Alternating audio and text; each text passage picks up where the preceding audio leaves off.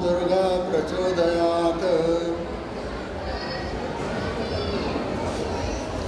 सभी आत्मीय बहनों, भाइयों, बच्चों, पीसी कोतवाल भोपाल से आया हूँ मैं, और मुझे यहाँ पर अवसर दिया युवा मंच ने, इसका मैं बहुत हार्दिक आभार व्यक्त करता हूँ, उनको धन्यवाद भी देता हूँ।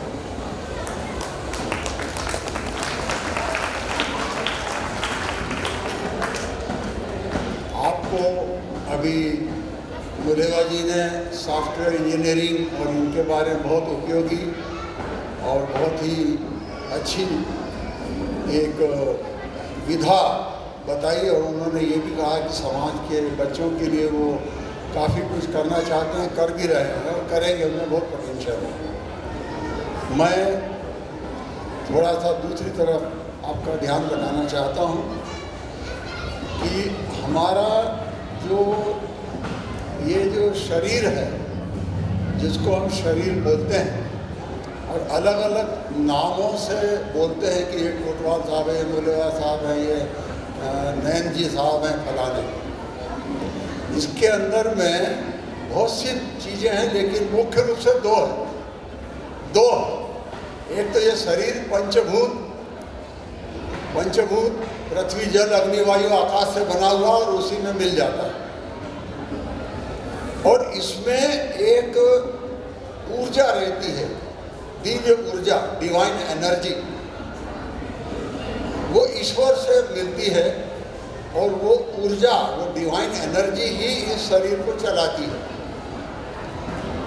आत्मा बोलते हैं उसको, और ये दोनों मिल करके ये इस मृत्यु लोक में हम लोग तरह तरह की क्रियाएं करते हैं, चाहे जानवर हो, चाहे मनुष्य हो, चाहे कोई हो, इनमें सब में यही रहता है।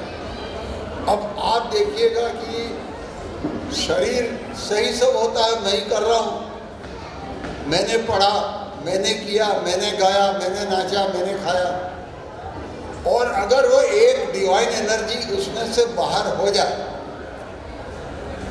तो वो शरीर एक सेकंड भी कुछ भी नहीं करेगा, कुछ भी नहीं करेगा, बिल्कुल नहीं करेगा, ढेर हो जाएगा, और बल्कि उसको जल्दी से यथाशीघ्र उसकी अंत्येष्टि की तैयारी होती है, कुछ ही घंटों में वो पंचभूत में मिला दिया जाता है। अब हमको यहीं से हमको थोड़ा सा शरीर को साधने की करना चाहिए कि हम लोग जब जन्म लेते हैं, पैदा होते हैं, इस सिरवी समाज में, आई पंथ में हमारा जन्म हुआ, ये हमारा बहुत बड़ा सौभाग्य है। और ये जन्म होने का कारण, जब हम शरीर छोड़ते हैं और दूसरा शरीर धारण करने के लिए आते हैं, तो वो जो आत्मा है उसके साथ में कुछ संस्कार नाम की चीज़ें जुड़ी हुई होती है। जो हम काम करते हैं मनसा वाचा कर्मणा, मन से, वचन से, बोल के और कर्म के, 3 लेवल पे जो भी करते हैं वो सब संस्कार में जुड़ते हैं और आत्मा के साथ में वो आते हैं। और जैसे जैसे हमारे पूर्व जन्म के संस्कार होते हैं, उस हिसाब से वो आत्मा वो वाला परिवार ढूंढती है, वो वाला समाज ढूंढती है, वो वाला धर्म या पंथ ढूंढती है, और वहाँ पर जन्म होता है। तो हमारा जन्म सिरवी समाज में, आई पंथ में मात्र संयोग नहीं है कि ऐसा हवा का झोंका आया, तिनका वहाँ पर गिर गया, ऐसा नहीं है। ये हमारे पूर्व जन्म के संस्कार का परिणाम है कि हम लोग यहाँ पर आए हैं, और इसीलिए कहते हैं कि इसी धर्म में रहो जिसमें है आप, दूसरे धर्म में मत जाओ। स्वधर्म निधनम श्रेय पर धर्मो भयावह। भगवान भगवत गीता में महात्मा अर्जुन से कहते हैं कि अपने धर्म में रहो, अपने धर्म में रहो, पर धर्म भयावह। दूसरे का धर्म भय को देने वाला है, और भगवान की वाणी गलत नहीं होती। अब अपने धर्म क्या है जिसमें हम लोग आए हैं? तो जो भी हमारे महापुरुष कर गए हैं देश में और हमारे समाज में, वो एक रास्ता बना हुआ है। तो ये शरीर के लिए फिर से आता हूँ मैं। नौकरी की बात कही थी मुलेवा जी ने। तरह तरह के तरीके होते हैं नौकरी पाने के। रिटर्न टेस्ट होता है, ओरल इंटरव्यू होता है, पर्सनालिटी टेस्ट होता है, फिजिकल टेस्ट होता है कि भाई वो मेडिकली फिट है कि नहीं है, वगैरह वगैरह। और बैकग्राउंड भी देखते हैं, पृष्ठभूमि के माता पिता कैसे हैं, वो गोपनीय रूप से देखा जाता है, तमाम तरह के। तो दो तरीके बातें आती है, एक तो EQ और IQ। IQ होता है इंटेलिजेंट क्वेश्चन, जो दिमाग से चलता है, नर्वस सिस्टम से चलता है, सेंट्रल नर्वस सिस्टम से। जो बुलेवा जी ने बताया कि अपन ध्यान करेंगे, ये गीता में लिखा हुआ है कि हमको नाक के आगे में देखना है, एक ध्यान से अर्ध उसमें, और ये ध्यान मुद्रा में लगा कर। तो ये हमेशा किसी नौकरी में IQ देखा जाता है, और पढ़ाई में भी IQ की बात आती है, इंटेलिजेंट क्वेश्चन। और आजकल एक आता है इमोशनल क्वेश्चन। इमोशनल क्वेश्चन हृदय से आता है, हृदय से। अपन कहते हैं ना, हृदय से आभारी हैं, हृदय से स्वागत करते हैं, दिमाग से नहीं कर रहे हैं हम लोग। तो हृदय से क्यों करते हैं? भगवान कृष्ण को फिर गीता में याद करिएगा, कहते हैं ईश्वर सर्वभूतानां हृदय से तिष्ठति अर्जुन। हे महात्मा अर्जुन, ईश्वर सभी जीवों के हृदय में निवास करता है। ईश्वर सभी जीवों के हृदय में निवास करता है। और हम लोग सनातनी लोग हम लोग अद्वैत में विश्वास करते हैं, एकात्म विश्वास करते हैं। दो नहीं, एक आप हम ये वो, कोई दो नहीं, एक। और योग की बात करें अगर, अष्टांग योग की, जो महर्षि पतंजलि ने बताया है, योग मतलब जोड़। अब यहाँ बहुत से लोग बैठे हैं पढ़े लिखे, मैं एक गणित देता हूँ, सुनिएगा और उसका जोड़ बताइए। 1 धन 1 बराबर कितना? बोलिए, 1 धन 1 बराबर कितना? हिंदी में बोलता हूँ, 1 + 1 = हाउ मच? क्योंकि आजकल अंग्रेजी ऐसी हो चुकी है, हिंदी की तरह हो चुकी है, हिंदी अंग्रेजी की तरह बोलने लगे, इसलिए मैंने बोला। बोलिए, 1 धन 1 बराबर कितना होता है? कितना होता है? तो अब हमारे आध्यात्म में आइए, हमारे अद्वैत में आइए। अद्वैत दो नहीं, अद्वैत एक। ये आत्मा, ये परमात्मा से जुड़ी हुई है। तो हम जब योग करते हैं, अष्टांग योग, यम नियम आसन प्राणायाम प्रत्याहार धारणा ध्यान समाधि, ये 8 अंग योग के हैं। तो वो आत्मा को हम लोग परमात्मा से जोड़ते हैं। आत्मा एक, वो परमात्मा मिल गई, 1 धन 1 बराबर 1। यह है योग। और उसकी बहुत सी विस्तार से बातें बताई जा सकती है। तो मैं आपको इसमें ही जानना चाहता हूँ कि थोड़ा सा हम लोग हमारी संस्कृति से, हमारे उससे जुड़ें।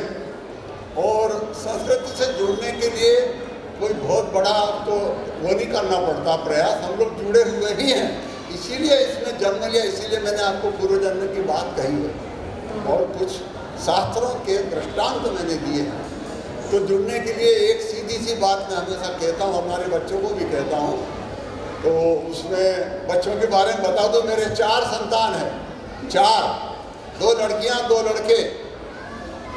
2 लड़कियाँ वो PhD करी हैं, एक गणित में, एक वनस्पति विज्ञान में, और मध्य प्रदेश के सरकारी कॉलेज में प्रोफेसर हैं दोनों। और दोनों की शादी हो गई है, दोनों के 2 बच्चे हैं, माता जी की कृपा है। 2 बेटे हैं।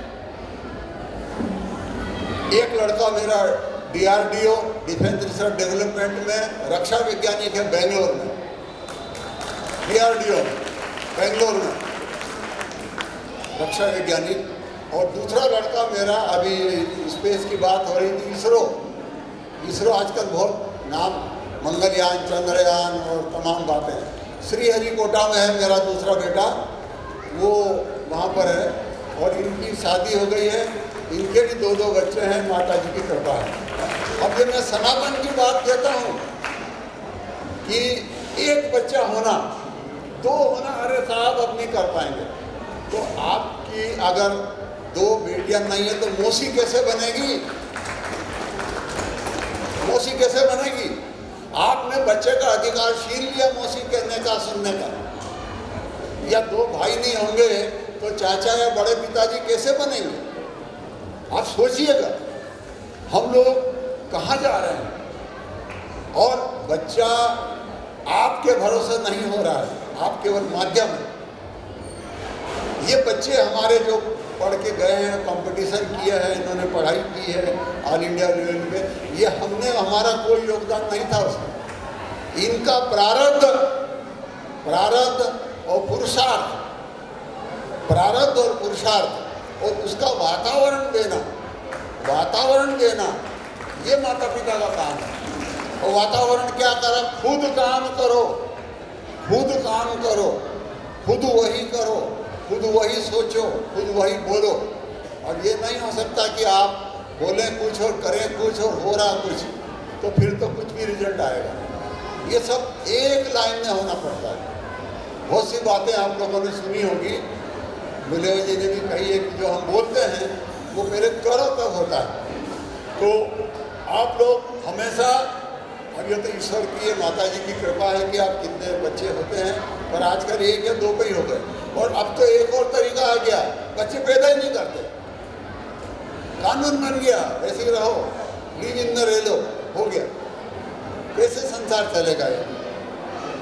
और ऐसे ही अगर हमारे माँ बाप करते तो हम लोग आज यहाँ होते ही नहीं। जैसे ही हमारे माता पिता करते हम लोग कैसे होते हैं? तो मैं ये कह रहा था, हमारे बच्चों को ये बताता हूँ मैं कि हमारे यहाँ पे हिंदू कैलेंडर होता है, 12 महीने का कैलेंडर घर में टंगा रहता है ना।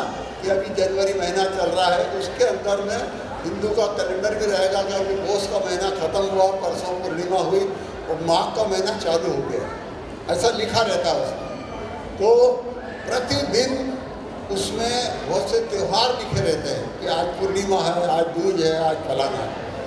तो प्रतिदिन उसके हिसाब से अपने घर में उसकी चर्चा करिएगा कि आज बीज है, आज पौष की पूर्णिमा है, आज पंचमी है, आज ऋषि सप्तमी है, आज आंवला नवमी। तो 12 महीनों पूरे 365 दिन आप हमारे धर्म से, संस्कृति से जुड़े रहेंगे। कहीं नहीं जाना पड़ेगा आपको, उसके अंदर की सारी चीज़ें लिखी हुई। बहुत से महान जो बड़े लोग हुए हैं उनकी पुण्यतिथियाँ भी लिखी है। जैसे अभी थोड़े दिन पहले 23 तारीख गई, 23 जनवरी को किसकी पुण्यतिथि थी? 23 जनवरी सुभाष चंद्र बोस उनकी पुण्यतिथि थी।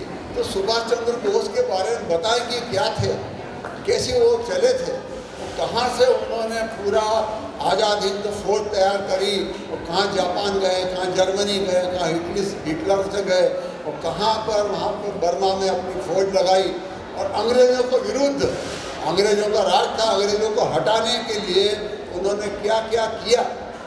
एक बार उनकी फौज में पैसों की कमी पड़ गई थी तो किसी ने एक माला गले में डाल दी थी, फूल की माला। कितनी होगी उस समय में? हो सकता है 1-2 आने की, आने चलते तब। उन्होंने वो माला निकाली और कहा कि ये माला मैं ऑक्शन करता हूँ, नीलाम करता हूँ। उस समय में वो नीलाम में 2 करोड़ रुपए आ गए। फूल की कीमत नहीं थी, सिद्धांत की कीमत थी, देश के लिए लोगों ने दिया। तो इस तरह से बच्चों को बताया जाना चाहिए बड़े महान लोगों के चरित्र। प्रतिदिन उस कैलेंडर को देखिए, उसमें क्या तिथि है, क्या उसकी विशेषता है, और उनको बच्चों को बताइए। तो आपके घर में एक माहौल बन जाएगा आराम से कि भाई कोई आपको बहुत ज़्यादा पढ़ने की, इसकी आपको गीता रामायण पढ़े, अच्छा रखना ही चाहिए। हर हिंदू धर्म में रामचरितमानस, भगवत गीता और दुर्गा सप्तशती, हम लोग शाक्त लोग हैं, देवी को पूजने वाले हैं। शेर लोग शिव जी को पूजते, आड़े तिलक लगाते हैं, और वैष्णव लोग राम और कृष्ण को पूजते हैं, खड़ा तिलक लगाते हैं। शाक्त लोग जो देवियों को पूजते हैं वो बिंदु लगाते हैं। नॉर्मली ऐसा सामान्यतः ऐसा चलता है। जैसे कोई ऐसा बहुत नहीं कि आपने आड़ा तिलक लगा दिया तो देवी को नहीं पूछ सकते, ऐसा नहीं। देवी को पूजा ही जाता है। लिखा ऋग्वेद में, यत्र नार्यस्तु पूज्यन्ते रमन्ते तत्र देवता। जहाँ नारियों की मान होते हैं, सम्मान होता है, वहाँ पर देवताओं का रमण होता है। और देवताओं का मतलब क्या हुआ? देव मतलब देने वाले। सारी अच्छी चीज़ें, सद्गुण, सकारात्मक पॉजिटिविटी, वो है देव। और जो निगेटिविटी है वो है दानव। निगेटिविटी दानव। अगर आप सोचते हैं सकारात्मक तो आप देव की तरह करते हैं, सोचते हैं। और निगेटिविटी अगर सोचते हैं अरे ये क्या होगा, ये क्या होगा, ऐसे ही चले जाएंगे। और आजकल बताऊँ मैं, कैंसर वाले डॉक्टर साहब भी बैठे हैं। बहुत सी बीमारियाँ क्यों होती हैं? हमारे दिनचर्या, उठते कब हैं, सोते कब हैं, खाते कब हैं, क्या करते हैं, इससे हमारा शरीर चलता है। शरीर रूपी गाड़ी को चलाने के लिए हम कार गाड़ी को या मोटरसाइकिल को खूब ध्यान देंगे, नई गाड़ी खरोच न लग जाए। और शरीर को ध्यान नहीं देते, जिससे सब कुछ होता है। शरीरम खलु धर्म साधनम, ये हमारे वेदों में कहा है। शरीर ही सारी प्रकार की क्रियाओं का करने का साधन है। आज मेरा शरीर नहीं चलता तो मैं आ ही नहीं सकता था, बोल नहीं सकता। आपका शरीर नहीं, तो शरीर को स्वस्थ रखना, सुंदर तो बना ही है वो, और उसको खुश रखना ये हमारे हाथ में है। और जितना खुश रहते हैं उतनी आपकी जितने 37 ट्रिलियन सेल्स कोशिकाएँ, अंग प्रत्यंग, सारे उसमें हार्मोन, सारे बायोकेमिकल रिएक्शन सामान्य होते हैं। तो टॉक्सिसिटी खत्म होकर के अपने शरीर के माध्यम से, लिक्विड से, गैस से या ठोस से, जिस रूप में भी जैसी बनती वो बाहर हो जाती है। हम लोग शुद्ध हो जाते हैं, उससे हमारे शुद्ध विचार आते हैं। शुद्ध विचार से शुद्ध वातावरण बनता है और उसी से हमारी प्रगति होती है आध्यात्मिक। आध्यात्म ही आधार है जीवन का। आध्यात्म ही प्रोग्रेस होती है आध्यात्म से। जो आध्यात्मिक नहीं होता है वो प्रोग्रेस नहीं कर सकता। तो आध्यात्म ही देवताओं का है और देवताओं की शक्ति वही है, माता जी की शक्ति वही है। और हम लोग भाग्यशाली है कि माता जी के उसमें आए हैं। हमारे 11 नियम सब जानते हैं। भेड़ बांधते हैं, कितने लोग भेड़ बांधते हैं? भेड़ बांधिएगा, जरूर बांधिएगा। क्यों? क्योंकि भेड़ एक ऐसी हमको माता जी ने दे के गए हैं जिसमें 11 गठान और 11 सूत होते हैं, धागे। और उसमें रहता है प्रथम झूठ तजो सब भाई। पहला ही है झूठ छोड़ो, झूठ छोड़ दो। क्यों? कि आत्मा सत्य है। ना भावो विद्यते सत न विद्यते असतो भाव। भगवान कृष्ण गीता में कहते हैं असत का कोई अस्तित्व नहीं है, असत्य झूठ का कोई अस्तित्व नहीं है। दिखता है नहीं। और ना विद्यते न भावो विद्यते सत, ये सत्य का कोई अभाव नहीं है। ना अभाव है ही नहीं सत्य का। तो ये पहला ही नियम बताया है कि झूठ मत बोलो। और आपको बताऊं, हमको बहुत फक्र और गर्व होना चाहिए कि भारत का क्या एक वाक्य है, सत्यमेव जयते। आप सिक्का देख लीजिए, नोट देख लीजिए, कोई लेटर देख लीजिए, भारत सरकार का कोई भी देख लीजिए, उसमें लिखा रहता है सत्यमेव जयते। सत्य की ही विजय होती है। और हमारी माता जी ने 600 साल पहले हम लोगों को बताया, वही चीज़ भारत सरकार ने उसको लिया है। और हर नोट पे, सिक्के पे, उनके लेटर पे, प्रोग्राम पे, कहीं भी आप देखिएगा सत्यमेव जयते लिखा रहता है। ये पहला हमारा नियम, क्योंकि सत्य से ही सब कुछ धरती टिकी हुई है। सत्य से ही सब ये जितने भी ब्रह्मांड हैं, नवग्रह जितने भी हैं, सूर्य चंद्र वगैरह, ये सब उसी से चल रहे हैं, वही ऊर्जा है। और दूसरा क्या कहते हैं, ये आत्मा क्या ताकत देने के लिए। जब हम झूठ बोलते हैं तो आत्मा में एक दाग पड़ जाता है। दूसरा झूठ बोलते हैं तो दाग पड़ जाता है। कई झूठ बोलते हैं तो जैसे सूर्य के आड़ में बादल आ जाते हैं, तो छाँव हो जाती है, ऐसी आत्मा हमारी कलुषित हो जाती है। और फिर शरीर के ऊपर दूसरा क्या है, दूजो तो मद मार छुड़ाई। मद नशा आपकी जो नस नाड़ियाँ हैं जिसमें काम करते हैं, बूढ़े जी कह रहे हैं कि इससे आपका दिमाग विकसित होगा, क्रिएटिविटी आएगी, आप आगे बढ़ेंगे, सफल होंगे, नए नए काम करेंगे, अपना नाम रोशन करेंगे, तो वो चीज़ उसमें आती है। नशा करने से वो सब समाप्त हो जाए। और आजकल तरह तरह के नशे आ गए साहब, केमिकल नशे आ गए। और एक बार आपने नशा किया कि वो आदमी गया, क्योंकि आपके अंदर में जो क्रिएटिविटी, उस बाहर का नशा उसको समाप्त कर देता, मार देता है अंदर। आप नशे वाला आदमी कुछ नहीं कर सकता, कुछ भी नहीं कर सकता, और गलत काम कुछ भी कर सकता है। वो घर में चोरी कर सकता है, मारपीट कर सकता है, कुछ भी कर सकता है नशा प्राप्त करने। दूसरा ही मद मांस है। मांस की बात आती है तो मांस क्या है? मरे जीव का। अरे मरे जीव को तो अपना ढोर के रहते, कहीं मर जाते हैं तो उनको अपन विदा करते हैं, जाओ। और ढोर के की क्यों बात करें? अपना सगा भी कोई मान लो मृत्यु हो जाती है तो हम उसकी अंत्येष्टि की व्यवस्था करते हैं, मरा चीज घर में नहीं रखते। और ये मांसाहारी लोग मरे जीव को घर में लाते हैं और अपने पेट में गाड़ते हैं, तो भूत डालने चुड़ैल तो वहाँ आएंगे ही आएंगे, क्योंकि आपने क्या करा है। तो माता जी के ये छोटे से नियम शास्त्रों के अनुसार है, पूरे वेदों और उपनिषदों के अनुसार है, लेकिन उन्होंने सरल भाषा में इसलिए कह दिया कि हम लोग साधारण से किसान आमतौर पर हैं, व्यापारी भी लोग हैं, पढ़े लिखे लोग हैं, लेकिन उनको सबको समझ में आ जाए इसलिए सामान्य भाषा में कहे गए। और फिर तीजो धन पे ब्याज न लो, इसमें बहुत सा कंफ्यूजन है व्यापारी लोगों में। मैंने इस पर लेख लिखा हुआ है, पुस्तक वहाँ रखी हुई है, आई पंथ का यथार्थ और एक आई माता की पोथी और एक आई माता का पुराण, 3 पुस्तकें रखी आपके लिए, जो हमारे पूरा निचोड़ है जीवन का, आई पंथ और फिर भी समाज के लिए। तो उसके अंदर में मैंने इसकी व्याख्या की है। ब्याज व्यापार मूलक शब्द है, धर्म मूलक नहीं है। जहाँ धर्म में पैसा लगता है, मंदिर के लिए, समाज के लिए, बहन बेटी के लिए, तो वहाँ पर ब्याज नहीं लिया जाता है, बल्कि हम दे ही देते हैं। और ब्याज व्यापार मूलक है। उस ब्याज की बात करेंगे तो उस पर बिना ब्याज के तो व्यापार होता ही नहीं, धंधा चलता ही नहीं। तो मैंने उसमें लिखने की कोशिश करी, लिखा भी है, आप चाहे तो उस पुस्तक में पढ़ सकते हैं, लिखा हुआ है। और चौथा, जुआ कभी मत खेलो। जुए का रिजल्ट क्या आया है? जुए का रिजल्ट महाभारत में सब लोग जानते हैं। इतने बड़े विद्वान महात्मा अर्जुन, युधिष्ठिर, जो जिनका रथ ईमानदारी से धरती के ऊपर चलता था, महाबली भीम, जो कि हनुमान जी के भाई माने जाते हैं,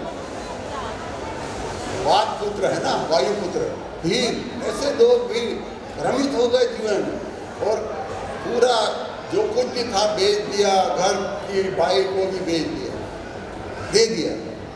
तो ये जुआ बड़ा खतरनाक चीज है। चौथा, जुआ कभी मत खेलो।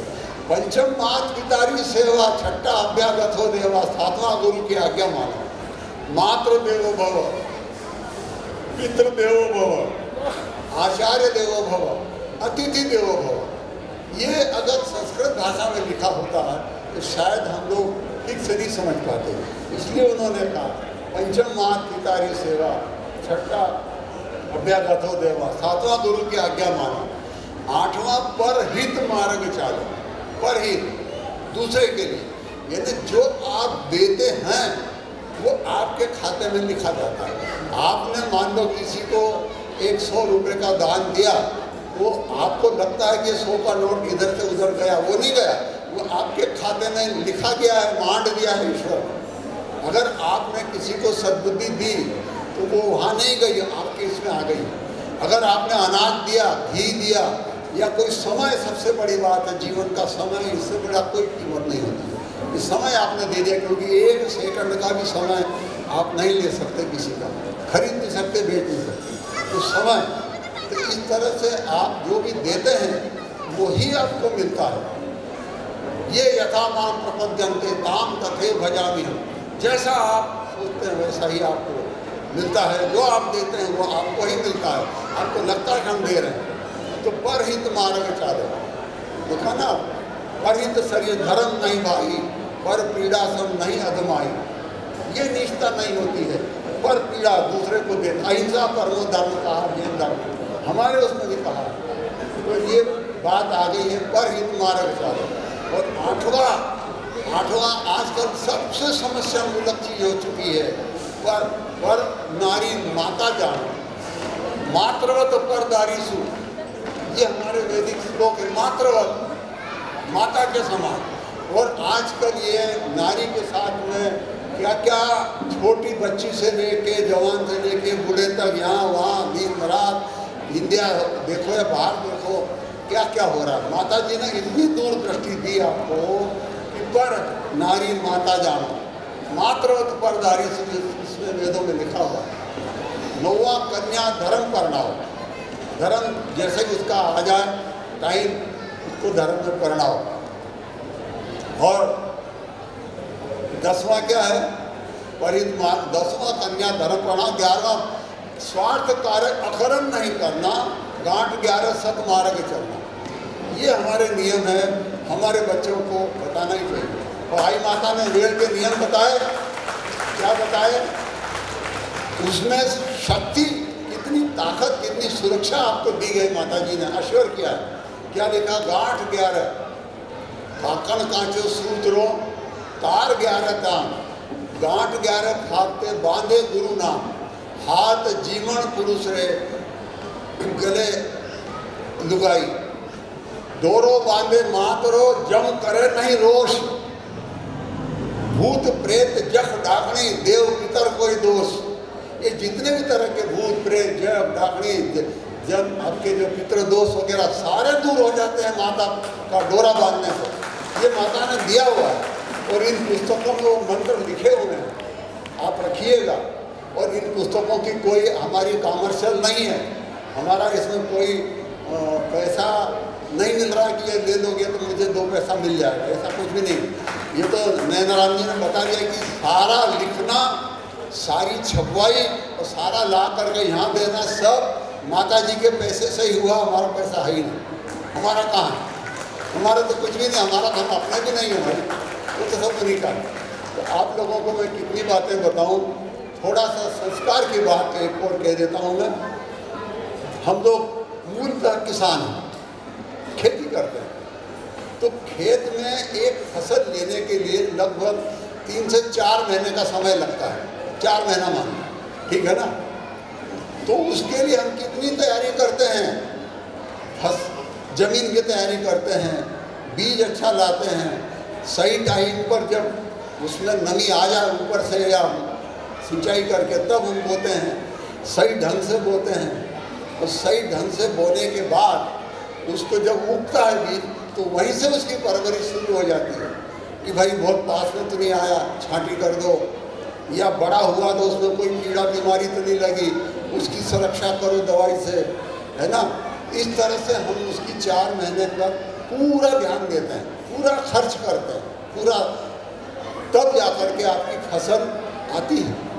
और फिर भी कभी कभी इतना करने के बावजूद भी ये फसल फेल हो जाती है, बॉटल हो जाती है। तो आपका उस केस में केवल 4 महीने का समय गया, 4 महीने का ही खर्चा गया। लेकिन आपकी बेटा बेटी संतान की फसल पर क्या ध्यान देते हैं आप। और अगर एक संतान बिगड़ी तो 3 पीढ़ी को ले बैठती है वो, 3 पीढ़ी को, पहले की पीढ़ी, आज की और आने वाली, और पूरे समाज में। तो हम लोग संतान के लिए क्या करें, संतान के लिए मैंने कुछ बातें बताई, ये नियम बताए, माता जी ले गई, ये मेरे कैलेंडर का सीधा सरल नियम बताया। और बहुत सी चीज़ें क्या करते हैं, इसमें दिनचर्या वाली बात आई है। आई माता पुराण में एक पूरा चैप्टर है दिनचर्या का, एक पूरा चैप्टर है संस्कार का, एक पूरा चैप्टर है योग का। योग, दिनचर्या, संस्कार और यज्ञ, ये सारी चीज़ें उसमें आई माता पुराण में लिखी हुई है। और ये किताबें अब खत्म हो गई है, अब छप नहीं रही है। ये तो यहाँ आ गई थी तो रह गई, उज्जैन वडेर से छपी थी, अब नहीं है, वहाँ पर उपलब्ध नहीं है। अब इसकी कीमत और बढ़ गई, लोग मांग रहे हैं, इनको मालूम है, लोग कहाँ से फोन आ रहे हैं कि साहब किताब हो तो दे दो, है नहीं, यहाँ उपलब्ध है। ये करीब 550 पेज की किताब जीर्ण वाली है, शायद कुछ कीमत है इसकी 200-250 रुपये जो भी हो। तो आप लोग इसको रखिएगा। इसमें संस्कार क्या होते हैं? प्रातः काल उठ के रघुनाथा मात पिता गुरु, मात पिता गुरु वही माता। रघुनाथ भगवान कृष्ण, ये भगवान राम जो कि ब्रह्मांड नायक है। अभी देखो रामलला की उसमें कितने कितने चमत्कार लोगों ने देखे हैं। तो वो खुद भी माता पिता गुरु को नमस्कार करते हैं। ये क्यों करते हैं? उनको क्या जरूरत है? कौन कहेगा? लेकिन वो ऐसा उदाहरण पेश करना चाहते हैं कि उसको दुनिया माने और दुनिया उसका पालन करे। वो दुनिया की उनको चिंता है, उनकी नहीं है कि उनका दुख रहा है या क्या हो रहा है, दुनिया की है। तो उसमें संस्कार की बातें ये हैं। अब मैं बोलने को तो ज़्यादा बोल सकता हूँ, ज़्यादा वक्त मैं नहीं लेता हूँ।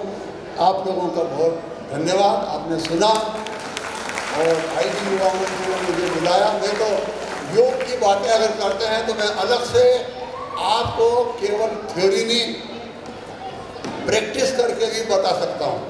कई तरह के आसन, प्राणायाम, प्रत्याहार, धारणा, ध्यान, समाधि। एक बात मैं बता दूँ, यम नियम की बात बताऊँ मैं आपको। यम नियम 5 यम होते हैं, 5 यम होते हैं। सत्य, अहिंसा, अस्तेय, अपरिग्रह, ब्रह्मचर्य, है ना। तो अब कहते हैं, कोई कहते हैं मैंने 1 घंटा योग कर लिया, आधा घंटा योग कर लिया और मेरा योग हो गया। तो सत्य क्या 1 ही घंटा सत्य बोलना चाहिए, बाकी 23 घंटे झूठ बोलना चाहिए क्या? बिल्कुल नहीं, ऐसा नहीं है। तस्मात् सर्वेषु कालेषु योग युक्त भव अर्जुन। क्या बोलता? तस्मात् इसलिए, सर्वेषु कालेषु सब समय में योग युक्त हो। और योग का मतलब मैंने बताया, ये आत्मा का परमात्मा में हर चीज कृष्णार्पणमस्तु, देवी अर्पणमस्तु, आईजी अर्पणमस्तु। वो आईजी कोई ले जानी है, उनके पास कोई न बैलगाड़ी है, न कोई जेब है, न कोई झोला, कहीं नहीं ले जाती, वो आपके पास ही रहता है। तो योग की ये बातें हैं। और ऐसे ही 5 नियम भी हैं। स्वाध्याय, सुचिता, तप, ईश्वर प्रणिधान, ये सब यम नियम की बातें हैं। आप लोगों को बता सकते हैं, प्रैक्टिस भी करा सकते हैं। जिसका प्रभाव देखिएगा, गजब का प्रभाव है, गजब का असर है। और जब आप अपने आत्मा और शरीर को शुद्ध कर लेते हैं, फिर आप इंजीनियर बने, चाहे आईएएस बने, चाहे आईपीएस बने, चाहे अंतर्राष्ट्रीय स्तर पर यूनाइटेड नेशन में बड़ी पोजीशन का, या मैं तो कहता हूँ कि युग में बहुत से लोग ऐसे हुए जो 100-100 साल पहले, माता जी 600 साल पहले, आज हम लोग उनको याद करते हैं। इस तरह के युग पुरुष बन सकते हैं आप। तो इसी कामना के साथ, इसी भावना के साथ मैं अपनी वाणी को विराम देता हूँ। आप लोग सबको धन्यवाद, सबका आभार। बोलिए आई माता की।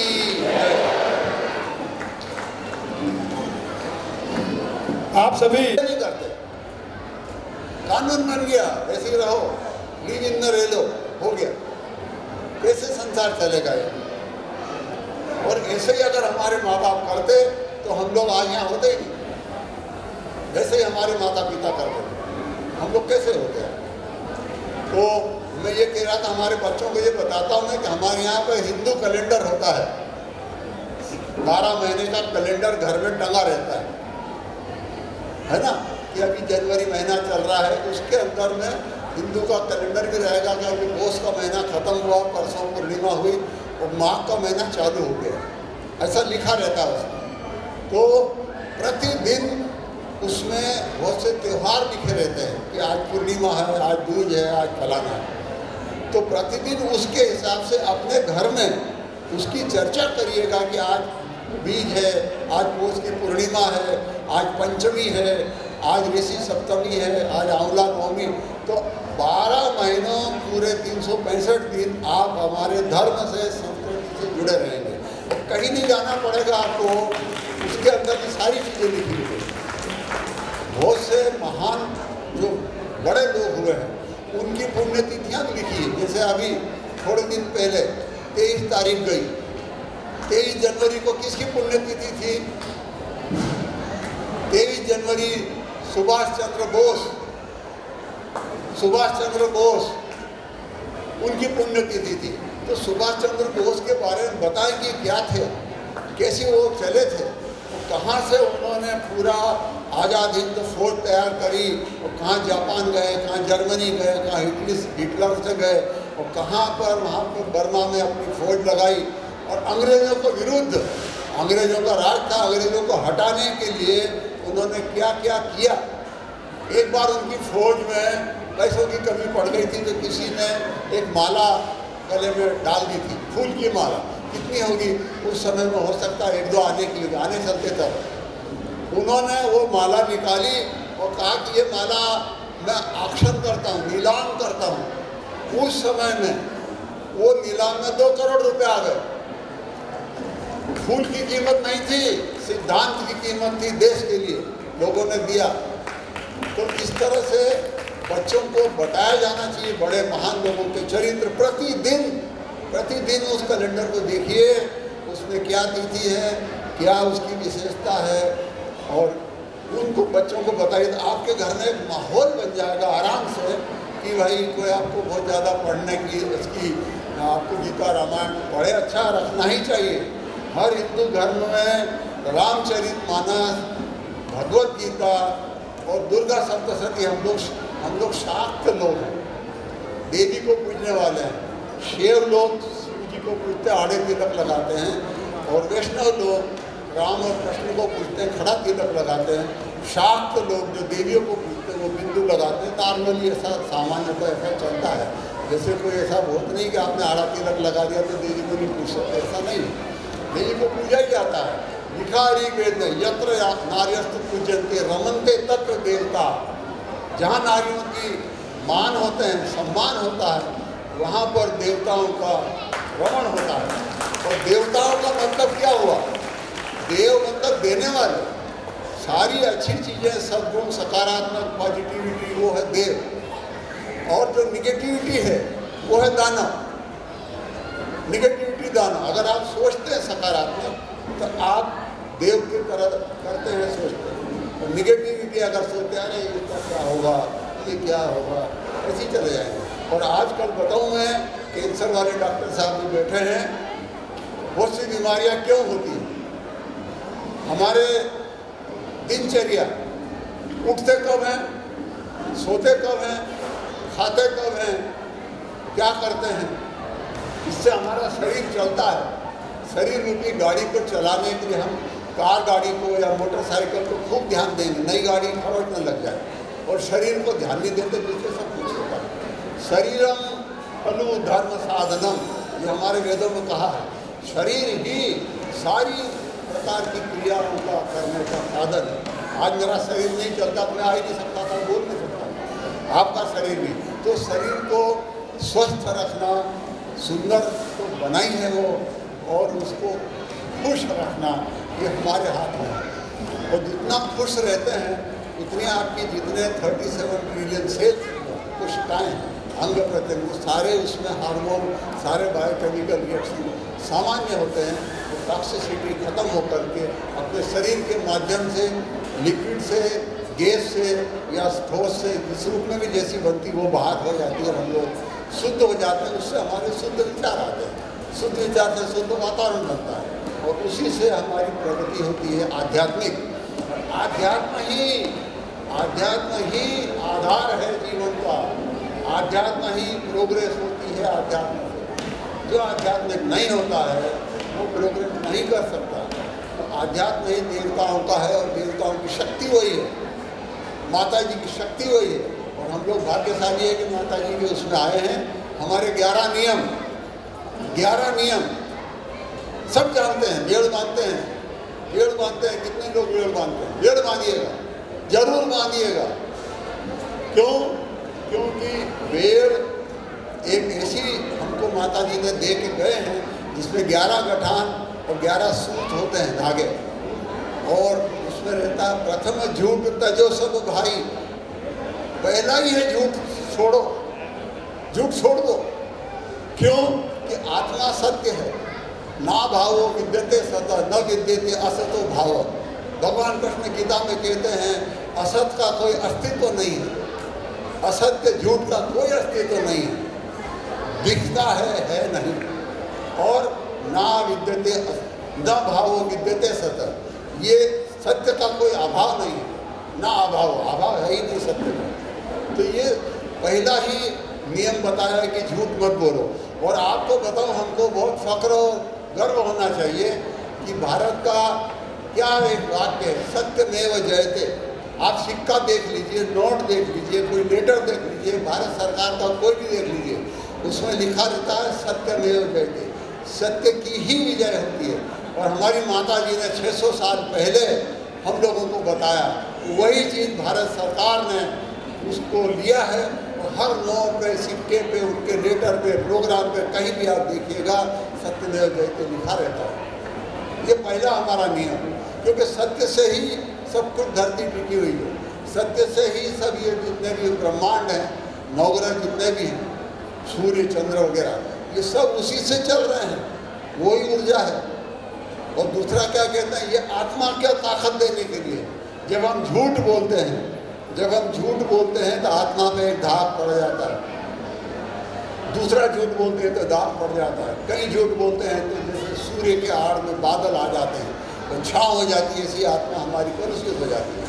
और फिर शरीर के ऊपर दूसरा क्या है, दूजो तो मद मार छुड़ाई, मद नशा आपकी जो नस नाड़ियाँ हैं जिसमें काम करते हैं, पूरे जी कह रहे हैं कि इससे आपका दिमाग विकसित होगा, क्रिएटिविटी आएगी, आप आगे बढ़ेंगे, सफल होंगे, नए नए काम करेंगे, अपना नाम रोशन करेंगे।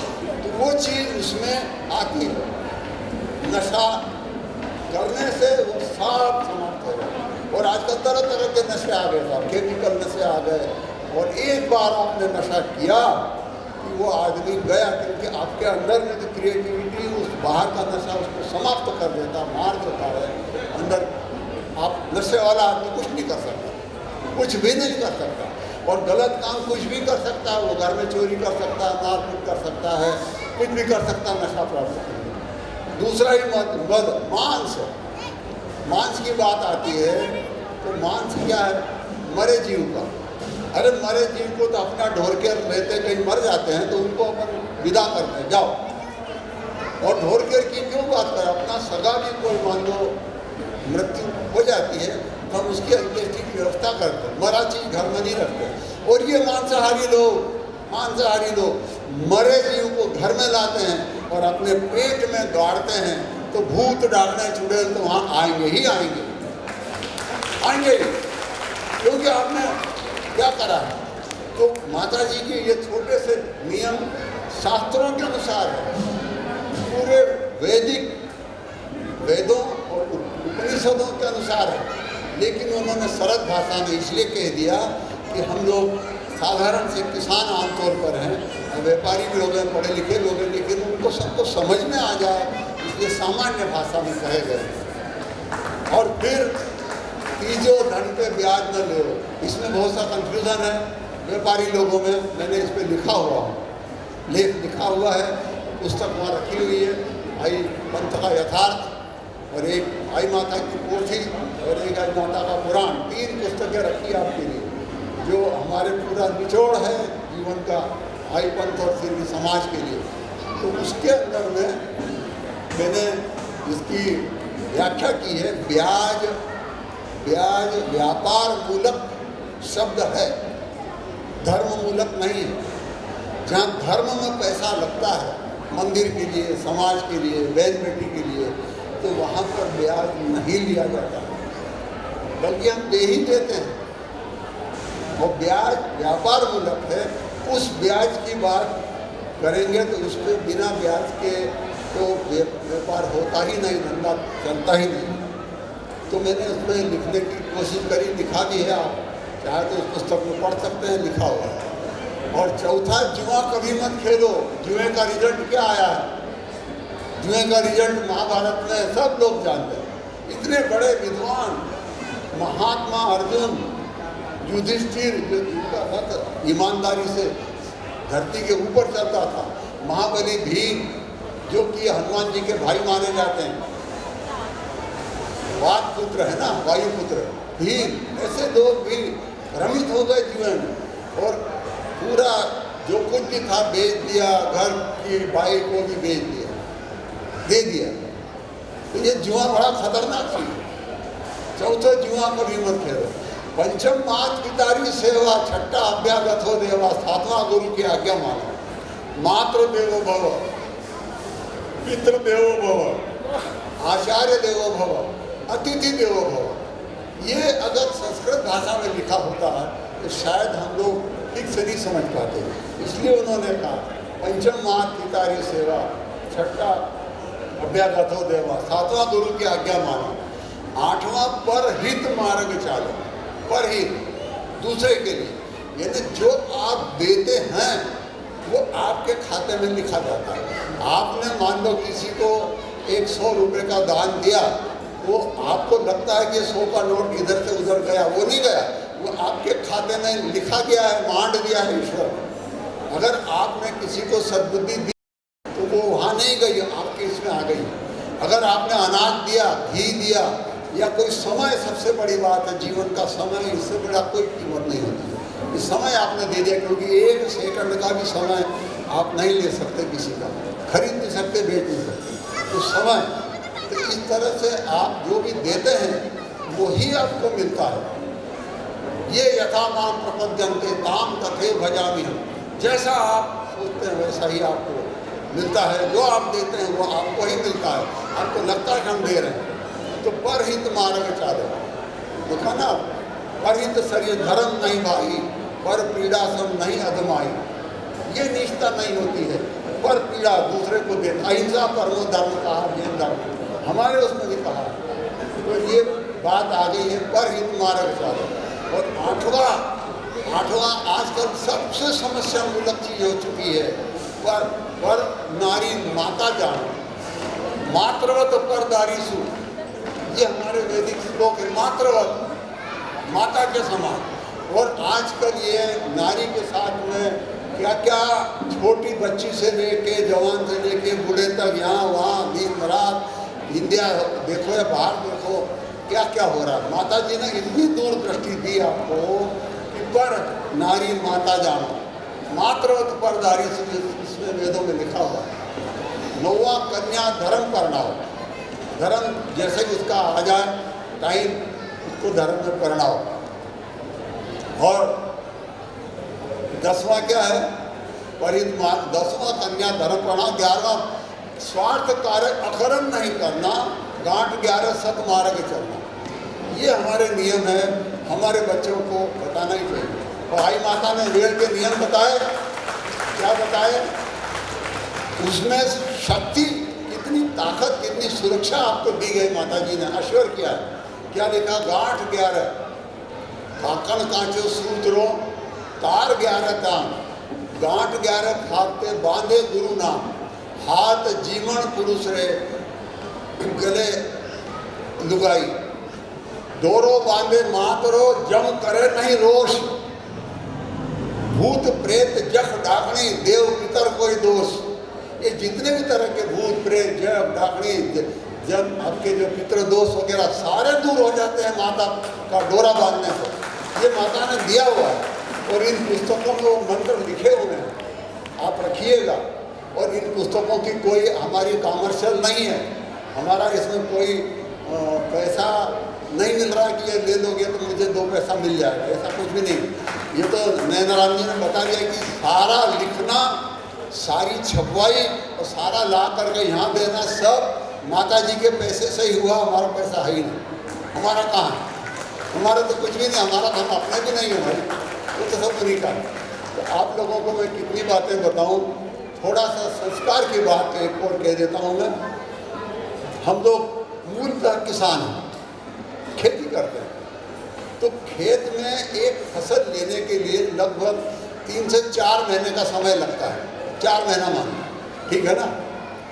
तो उसके लिए हम कितनी तैयारी करते हैं, जमीन की तैयारी करते हैं, बीज अच्छा लाते हैं, सही टाइम पर जब उसमें नमी आ जाए ऊपर से या सिंचाई करके तब हम बोते हैं, सही ढंग से बोते हैं। और सही ढंग से बोने के बाद उसको जब उगता है बीज, तो वहीं से उसकी परवरिश शुरू हो जाती है कि भाई बहुत पास में तो नहीं आया, छांटी कर दो, या बड़ा हुआ तो उसमें कोई कीड़ा बीमारी तो नहीं लगी, उसकी सुरक्षा करो दवाई से, है ना। इस तरह से हम उसकी 4 महीने पर पूरा ध्यान देते हैं, पूरा खर्च करते हैं, पूरा, तब जाकर के आपकी फसल आती है। और फिर भी कभी कभी इतना करने के बावजूद भी ये फसल फेल हो जाती है, बॉटल हो जाती है, तो आपका उस केस में केवल 4 महीने का समय गया, 4 महीने का ही खर्चा गया। लेकिन आपकी बेटा बेटी संतान की फसल पर क्या ध्यान देते हैं आप लोग? और अगर एक संतान बिगड़ी तो 3 पीढ़ी को ले बैठती है वो, 3 पीढ़ी को, पहले की पीढ़ी, आज की और आने वाली, और पूरे समाज में। तो हम लोग संतान के लिए क्या करें? संतान के लिए मैंने कुछ बातें बताई, ये नियम बताए, माता जी ले गई, ये मेरे कैलेंडर का सीधा सरल नियम बताया। और बहुत सी चीज़ें क्या करते हैं, इसमें दिनचर्या वाली बात आई है। आई माता पुराण में एक पूरा चैप्टर है दिनचर्या का, एक पूरा चैप्टर है संस्कार का, एक पूरा चैप्टर है योग का। योग, दिनचर्या, संस्कार और यज्ञ, ये सारी चीज़ें उसमें आई माता पुराण में लिखी हुई है। और ये किताबें अब खत्म हो गई है, अब छप नहीं रही है। ये तो यहाँ आ गई थी तो रह गई, उज्जैन बड़ेर से छपी थी, अब नहीं है, वहाँ पर उपलब्ध नहीं है। अब इसकी कीमत और बढ़ गई, लोग मांग रहे हैं, इनको मालूम है, लोग कहाँ से फोन आ रहे हैं कि साहब किताब हो तो दे दो, है नहीं, यहाँ उपलब्ध है। ये करीब 550 पेज की किताब जिल्द वाली है, शायद कुछ कीमत है इसकी 200-250 रुपये जो भी हो।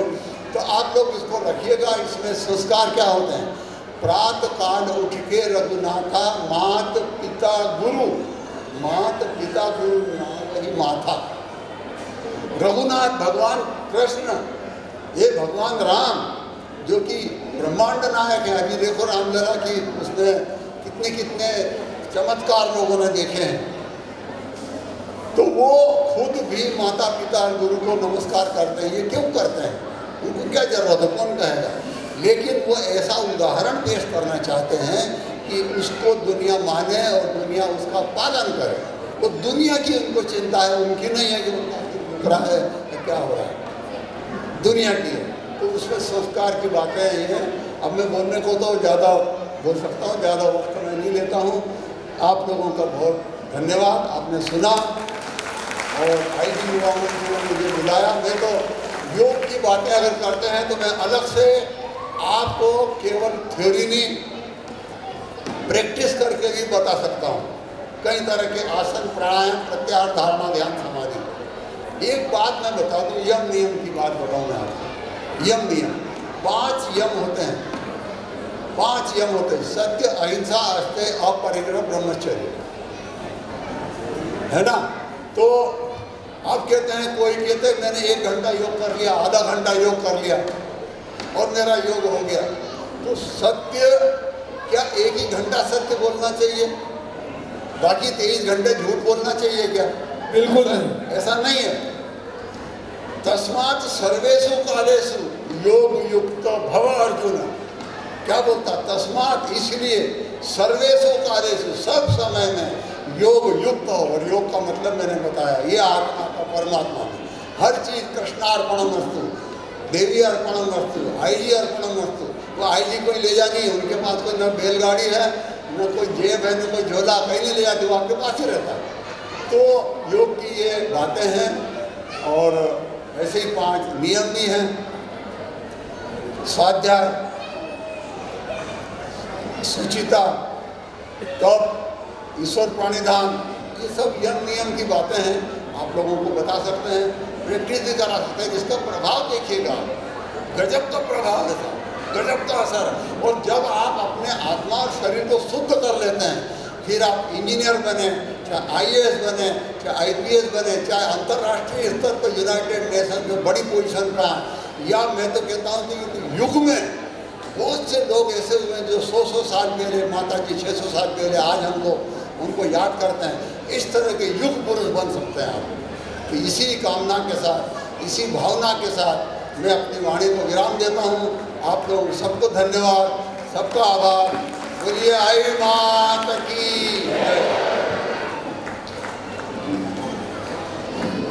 आप सभी